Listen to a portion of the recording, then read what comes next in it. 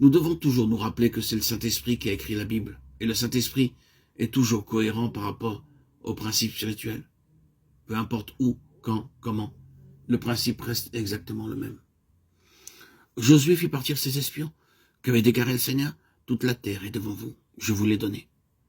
En ce jour, je commencerai à t'élever à la vue de tout Israël. C'est une immense plénitude qui est en vue. Alors sûrement, il doit y avoir là quelque chose de très digne d'honneur. Pas du tout. Rahab, une courtisane, est la clé de la situation tout entière. Une femme sans réputation, plutôt avec une mauvaise réputation, qui n'avait aucun statut dans le monde. Cependant, tout est lié à elle. C'est la souveraineté, c'est la grâce. Et vous n'allez pas entrer dans le domaine de la plénitude céleste en dehors de ces deux réalités. Malgré sa stature spirituelle, Josué avait découvert que tout était dépendant d'une femme malfamée. Dieu a des manières étranges de nous humilier. Combien souvent nous cherchons quelque chose de merveilleux, de grand, de glorieux, de noble, quelque chose qui ait de la réputation en relation avec les grandes choses de Dieu. C'est alors que Dieu nous amène bien bas pour accepter une chose qui n'est ni reconnue ni couramment admise.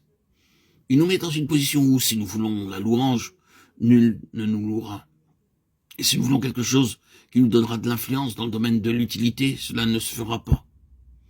Il n'y a aucune chance d'obtenir quelque chose en suivant cette manière de faire là dans ce monde. Quelle influence cette femme avait dans Jéricho? Pensez-vous que sa parole avait une quelconque valeur? Pas du tout. Elle n'était pas recommandée par les quartiers chics de la ville. Si ce n'est pas issu du ciel, alors rien ne peut le favoriser. Nous n'obtenons aucune aide. Nous sommes plutôt en dehors de toute cour influente.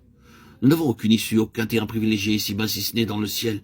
Josué n'a pas obtenu l'aide des gens influents dans cette affaire. Tout vient du ciel. Il est souverain ou pas du tout. Et c'est par la grâce. Car Rahab est dans la généalogie de Jésus-Christ. C'est merveilleux. Quand vous considérez la généalogie du Nouveau Testament, Rahab, oh, quelle grâce! Qui est ce qui peut recommander Rahab? Qui peut la mettre dans le récit inspiré dans les Saintes Écritures, dans la lignée de Jésus-Christ? Rien, sauf la grâce. Et cela vient du ciel. Et il en est toujours ainsi. S'il doit y avoir quelque chose avec une réelle valeur, ce sera à cause de la grâce souveraine, et de rien d'autre. Aucune autre recommandation. Nous sommes hors de toute cour, de toute influence. Nous n'avons rien pour soutenir nos revendications, rien pour aller de l'avant naturellement. C'est en droite ligne avec le principe de Rahab. Pensons au grand Josué qui a dû parvenir là.